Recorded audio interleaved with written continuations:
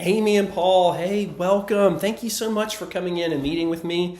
I got your plan done, and I know you're just zooming through town on the way to an Aggie game. So I know we have just about 15 minutes to go through this, but I just wanted to meet with you guys and give you a little high-level overview of the plan that we have put together for you. And I'm really excited about this plan. A couple words before we just jump in. I want to just say a sincere thank you to you for the hard work that you did, number one, of just gathering all those documents. That, I know, was not a small feat. And I have clients where I'm waiting on documents all the time, and I'm just hammering them on the phone. You guys did that hard work, and I just want to say thank you for that.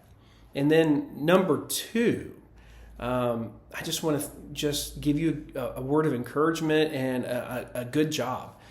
You're obviously savers, and the hard work that you have done over the course of your life, where you managed children, cared for parents, all the things, you still were able to save.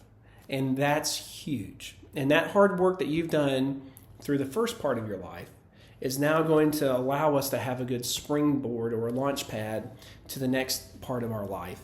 And it's going to allow you to do the things that you want to do. So thank you for that. I've really enjoyed getting to know you both as well. Paul, we're cut from the same cloth. We like to go and do. We take a little risk, start a new business. Likewise, I did the same thing. Amy, you're like my wife Angie. You bring us back. You're like, oh, I don't know about that. And so you complement each other well. And I've really enjoyed getting to know both of you and just hearing about your dreams and your goals and your desire for life. And we're here to live and live abundantly. And so thank you for just letting me have a window of and sharing this part of life with you through your financial plan, because ultimately this plan is not just a plan. It's what will allow us to, well, it's just a tool. Money is a tool. This plan is a tool that allows us to do the things that bring us joy and fulfillment. And so I just thank you for sharing that with me and let me have a window into your life. And your kids, right? So Charles, graduate of A&M, Gig'em Aggies. I'm now an Aggie because I'm working through this financial planning class. But so that's great. I can share with that. But my heart's with Baylor, and you can see behind me my Baylor Bear. And I'm so excited that Tammy is thinking about going to Baylor. What a wonderful school. Inexpensive school, but a wonderful school, and I know she's going to have a wonderful experience there. And the great news is we have a plan to help you make that a reality for her. So I want you to get your pen. I got a couple pens there for you. I like to have clients write down just a few things. I'm not going to inundate you with things to do as far as writing it down, but got you some paper there to take some notes on. So let's just write down a couple high-level things for you to refer to as we start executing this plan. So the first thing I want you to do is go over to our executive summary. It's in the plan. It's on page 14. So write that down, page 14. And it just kind of goes over at a very high level what we're trying to do. And so you can see all your goals are here, and goals for weddings and travel and new house and education and charitable giving and a lot cars, of course, a new car. And so a lot of different goals. And let me tell you right now, you guys have some big goals, okay? And I encourage my girls to dream big, and you guys, same vein, have dreamed big. So on our current trajectory, if we don't make any changes and we just keep going the way we're going, we're not going to be able to meet these goals. But if we can implement the changes in this plan step by step, one at a time. How do you eat an elephant? One bite at a time, okay? Let's take it step by step. We're going to be in a great place whenever you guys retire. So go to the executive summary. You can see goal planning. The next part of the executive summary, the first really main part of that after goal planning is cash and income. And that's what I want you to write down. Write down cash management. Okay, so that's the first step that we have, is rein in our expenses. All right. And so right now you guys are running a deficit. So obviously you're savers, but lifestyle creep happens, and that lifestyle creep can really erode our future retirement success and really put us in a bad place. So I want to encourage you guys, maybe let's take a hard look at that budget. I've got a couple recommendations in there. One, just for example, maybe you don't need a massive travel budget right now pre-retirement, okay? Let's just save. Let's rein that back down. Let's plan our vacation, have one good vacation a year, and still live life. I mean, you're in Aggie land, so there's lots of things to do, but that could be a place. And if we can rein in some of those expenses, that's going to allow us to save. And those savings that we do now are going to pay some massive dividends in the future to allow you to do all the things that you want to do in retirement. So first thing, let's visit and look at my proposed, and you can go on further into the plan, but look at my proposed 2026 cash flows for you. And let's rein some of those in, okay? That's number one. Number two, emergency fund. You guys have got a great emergency fund. You have a lot of cash, but we don't need too much cash, okay? Because if cash is just sitting there, it's not growing, it's not working for you. And so I recommend having about $53,000 in savings, not your checking. So keep your checking at 20, but let's have $53,000, and let's take some of that extra cash from checking, because I think right now you're in the 30s, and combine that with a little bit from your savings, and let's pay off Tammy's car. That'll free up some cash flow. That'll allow us to save, okay? So you can see that. Let's go on a little bit past the executive summary, and let's move over to our summary of recommendations that I put behind the executive summary. And you can see number one, we've already discussed it, clarified goals and aligned spending. Okay, so let's curtail some of that. Number two, I want to encourage you guys to think about your retirement timeline. All right. So right now you're looking at early retirement, age 62, and age 65 for Paul.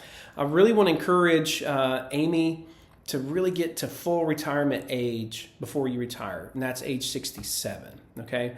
And Paul, you're I think we're similar just from our conversations that we've had. I mean, we like to go and do, but if Amy retires at 67 and you both shared with me before that y'all want to retire at the same year, that means you're retiring at age 70. All right. So if we can push that back a bit and even do some part-time work in retirement that you guys both indicated that you were open to, I think that will really help you have some success in your plan to be able to achieve all these things that you want to do.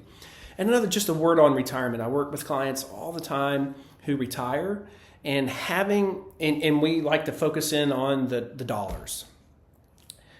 Dollars is only one part of retirement. There's also purpose, and what are you going to do in retirement? And so if you just check the box and, hey, I'm done, and have nothing to do, and we're just sitting on the couch, I've watched clients really struggle with that. And so I think a little part-time work, just kind of from our conversations, might provide some meaning for you, and then maybe some volunteer work and some other things. So mentally, even as you're thinking through how we're going to do it from a financial perspective, I want you also to be thinking about it from a psychological perspective and a self-fulfillment perspective of having some purpose in retirement. So we'll think about that. The next thing I want to think about is the timing of your home purchase. So Tammy's about to go to Baylor, and you also want to buy $1 million home.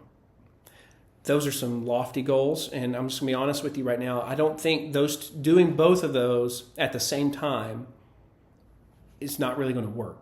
But if we can kind of stretch those out, especially the home goal, and push that back just a little bit, I recommend maybe looking at it around 2036 or 2037. That gets Tammy through Baylor. That gets your education funding established for your future grandchildren.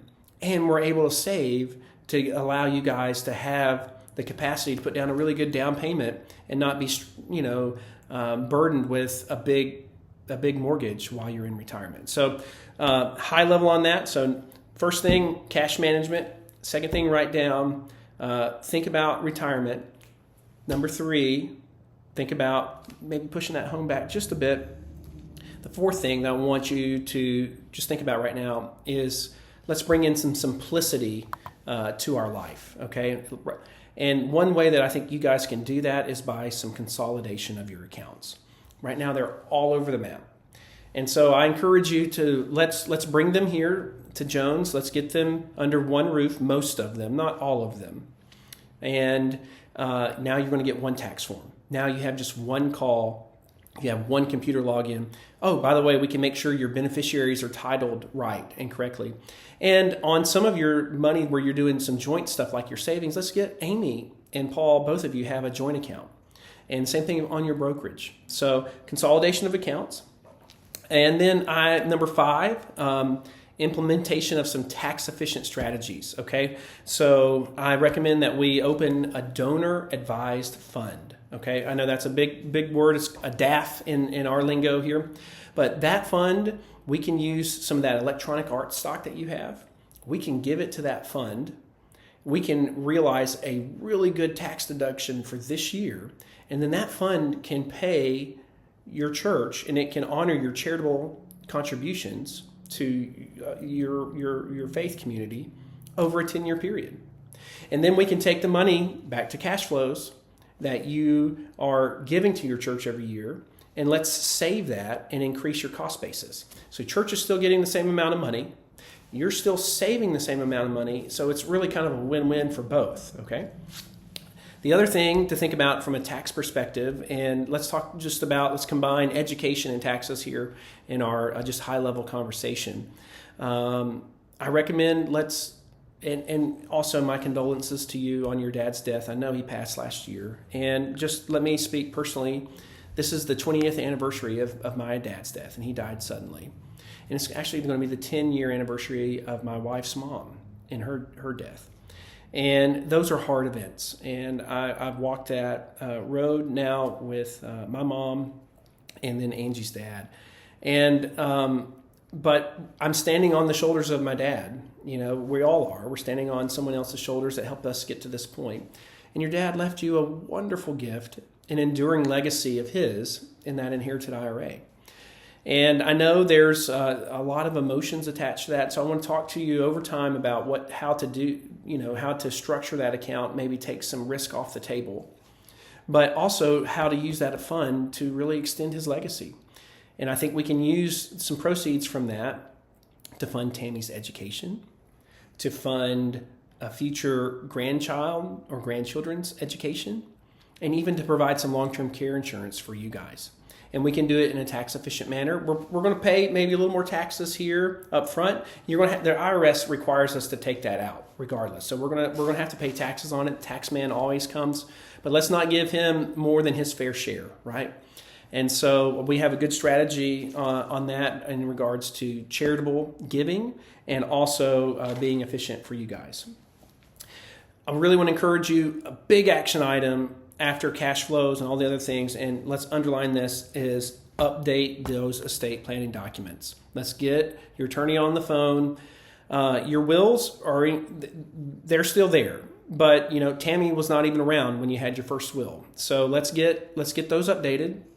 You have durable power of attorneys. That's great. I want to encourage you guys to get a healthcare power of attorney and also explore possibly a medical directive.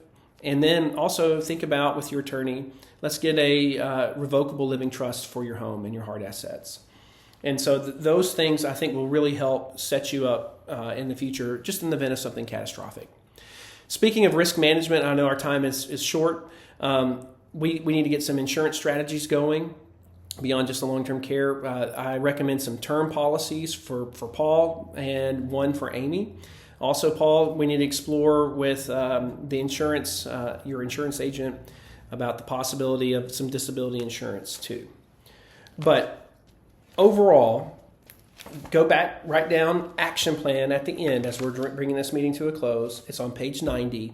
I've got a detailed list of all the things organized by date and priority and also category. So that's a good place for you to start and go. And I'm just excited. I mean, I have an 84% chance of you guys buying your home, traveling, doing all the things but we just need to start at one step at a time. And thank you again for trusting me to be your financial planner. Take care.